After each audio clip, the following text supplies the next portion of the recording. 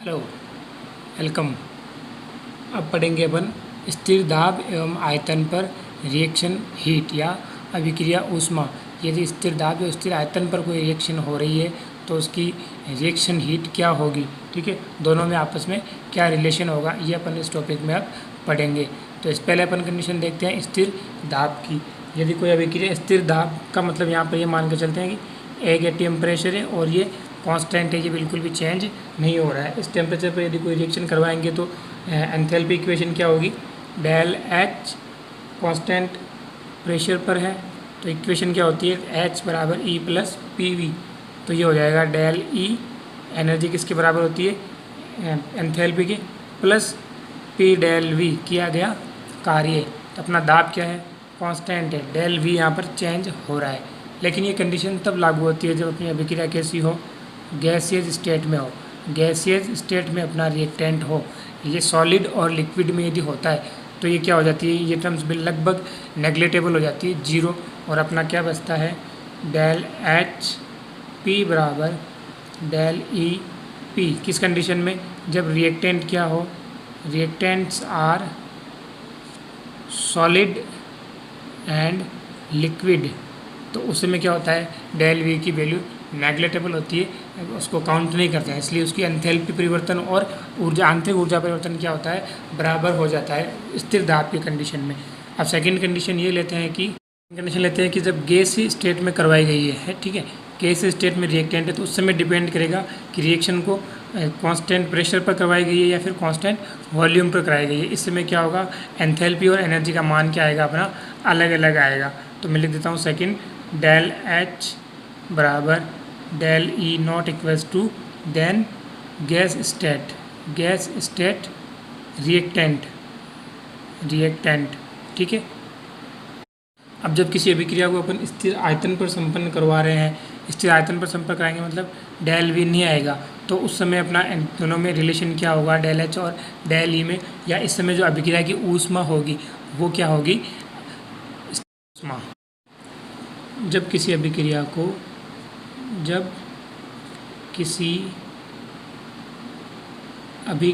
को स्थिर आयतन पर संपन्न किया जाता है तो अभिक्रिया में हुए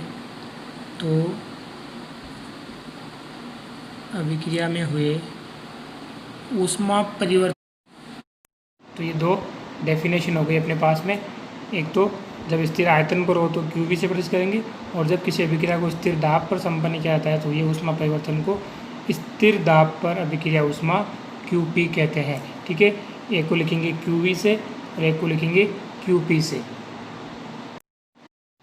अब पढ़ते हैं, यदि अभिक्रिया में मोलों की संख्या परिवर्तित हो या नहीं हो तो क्यूपी और क्यूवी में क्या रिलेशन रहेगा, ठीक है। एक एग्जाम्पल लेते हैं कि कोई रिएक्शन हो रही है H2 प्लस Cl2, इससे बन रहा है HCl, ठीक है। तो इसमें मोलों की संख्या क्या है, 1 मोल, और इधर भी क्या है 2 मोल। तो 2 मोल दोनों साइड में है। एक रिएक्शन दूसरी और देखते हैं, N2 प्लस 3H2, तो ये क्या है 1 मोल, ये क्या है 3 मोल, इधर क्या बन रहा है 2 मोल NH3। तो दोनों रिएक्शन में चेंज जो है वो तो आपको दिख ही गया होगा कि एक साइड में जिसमें मोलों की संख्या बराबर और इसमें बराबर नहीं है। अगर मोलों की संख्या बराबर है और बराबर नहीं है तो इस पर क्यूपी और क्यूवी का क्या प्रभाव पड़ेगा, ये देखते हैं। ऐसी अभिक्रियाएँ जिनमें मोलों की संख्या अपरिवर्तित रहे, ठीक है, उनमें क्या होता है क्यूपी बराबर क्यूवी। लेकिन जिनमें क्यूपी बराबर क्यूवी नहीं होता है, यानी उन अभिक्रियाओं में मोलों की संख्या क्या होती है, अभिक्रिया से पहले और अभिक्रिया के बाद में परिवर्तित हो जाती है। अभिक्रियाएँ जिनमें मोलों की संख्या में क्या आती हो, कमी आती हो, इसमें कमी आ रही है। पहले 4 मोल थे और बाद में क्या हो गए 2 मोल हो गए, तो इसमें क्या होगा QP less than QV. QP का मान क्या होगा, ज़्यादा होगा, क्यूवी का मान अधिक होगा। और ऐसी अभिक्रियाएँ जिनमें मोलों की संख्या बढ़ रही हो तो उसमें क्या हो जाएगा, एक रिएक्शन लिख लेते हैं इसका एग्जांपल कि 2H2O 2 मोल है, ये आयोनाइज्ड होकर के H2 प्लस और 2 बना देंगे। कितने मोल बना दिए इसने, 3 मोल बना दिए, 2 मोल और 1 मोल। तो यहाँ पर भी क्या है, मोलों की संख्या बराबर नहीं है, लेकिन क्या हो रहा है, मोलों की संख्या बढ़ रही है। अगर मोलों की संख्या बढ़ती है तो क्या हो जाएगा, QP greater than QV। 3 condition लिख ली कि जब कब बराबर होगी, कब QP का मान कम होगा और कब QP का मान ज़्यादा होगा, QV का मान कहाँ कम होगा और कहाँ ज़्यादा होगा। इसको एक एग्जांपल या फिर डायग्राम के थ्रू समझने की प्रयास करते हैं। ठीक है, माना कि ये अपने पास में क्या है, एक सिस्टम है। इसमें पहले अपने पास में ये वाली कंडीशन लेते हैं 1 नंबर, इसमें अपने पास में N2 भरिए और H2 भरिए, 3 मोल और 1 मोल है। अब क्या होगा, कुछ समय बाद में ये सिस्टम क्या करेगा, रिएक्शन कर लेगा और क्या बना लेगा, NH3 बना लेगा। तो अब इस सिस्टम में क्या बन गया, NH3 बन गया। मोलों की संख्या क्या हो गई, कम हो गई। पहले मोल यहाँ तक भरे हुए थे, अब 2 मोल हो गई तो क्या होगा, मोलों की संख्या कम हो गई, गैस कंप्रेस्ड हो गई। पहले इतने एरिया में थी और अब कहाँ है, इतने एरिया में ही है। इतने से एरिया में मतलब क्या हुआ है, गैस का कंप्रेशन हुई है, गैस कंप्रेस्ड हुई है, संपीड़ित हुई है। गैस संपीड़ित हुई है तो क्या होगा, P का मान प्रेशर ज़्यादा हो जाएगा, इस पर प्रेशर ज़्यादा होना चाहिए और वॉल्यूम कम होना चाहिए। लेकिन इसमें हो क्या रहा है कि प्रेशर जो है वो क्या है, कांस्टेंट है अपना। प्रेशर तो क्या रहेगा, 1 ATM ही रहेगा, लेकिन क्या होगा, वॉल्यूम बढ़ जाएगा। वॉल्यूम बढ़ जाएगा किसके कंपैरिजन में, 2 मोल NH3 के कंपैरिजन में। तो अपन लिखेंगे QP लेस देन QV। यही सेम इसमें होगा कि पहले H2O था तो वो कम एरिया में था, अब ये रिएक्टेंट अलग अलग टूट करके अपने अवयवों में, एक ने H2 बना लिया, एक ने O2 बना लिया और ये लार्ज एरिया में फैल गए।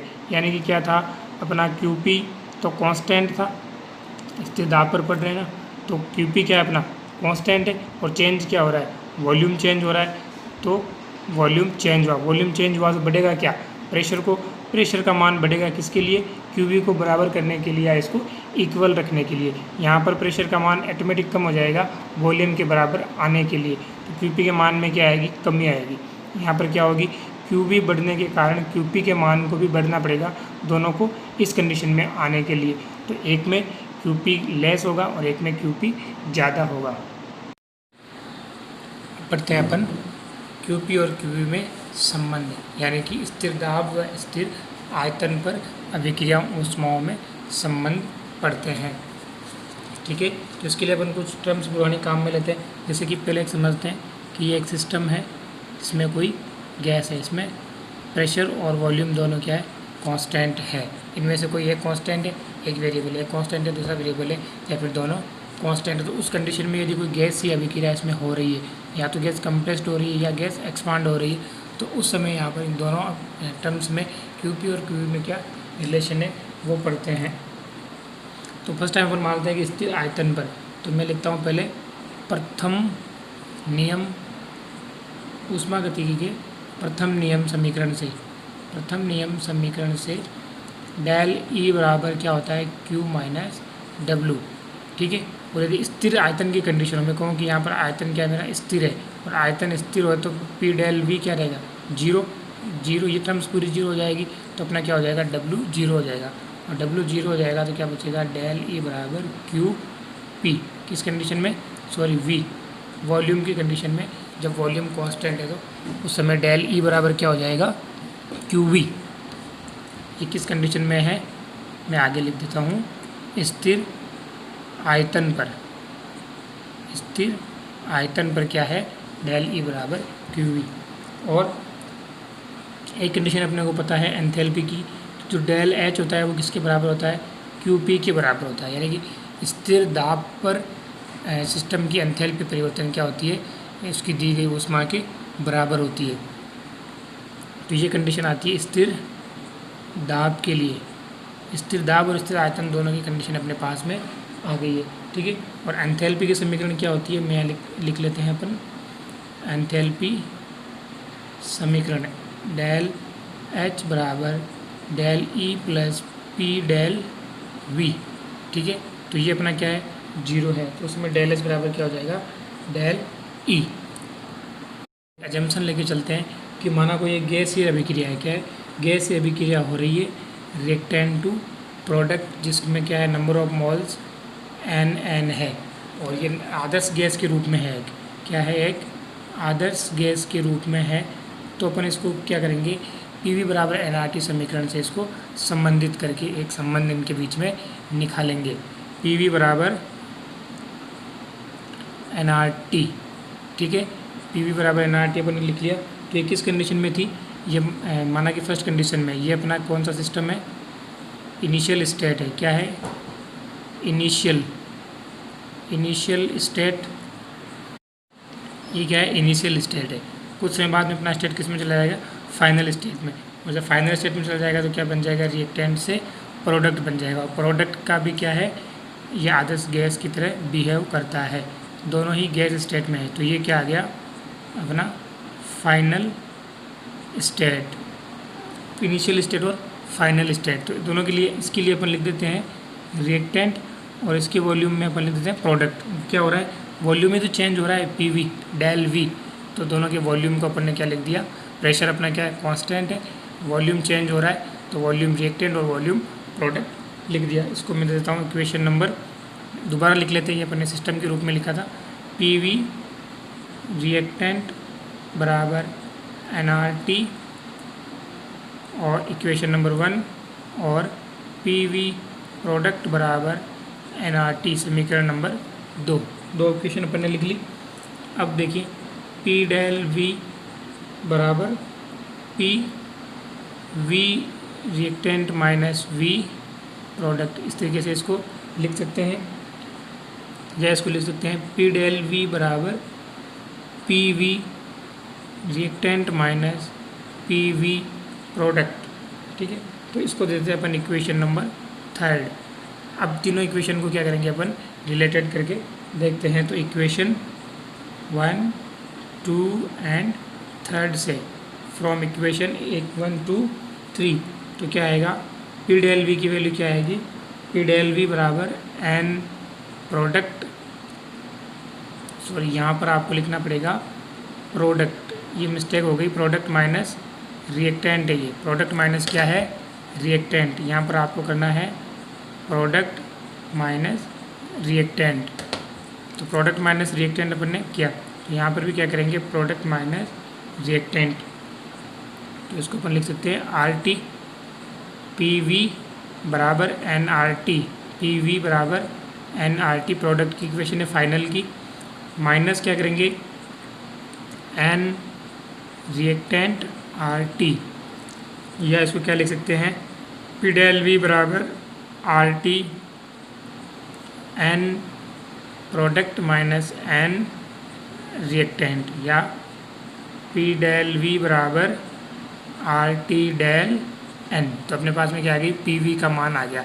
PV के मान को अपन को कहाँ रखना है, एंथैल्पी की समीकरण में। एंथैल्पी की समीकरण आप सबको ऊपर दिखाई दे रही होगी, इसको यहाँ से कहाँ रखेंगे, यहाँ पर रखेंगे PV के मान को।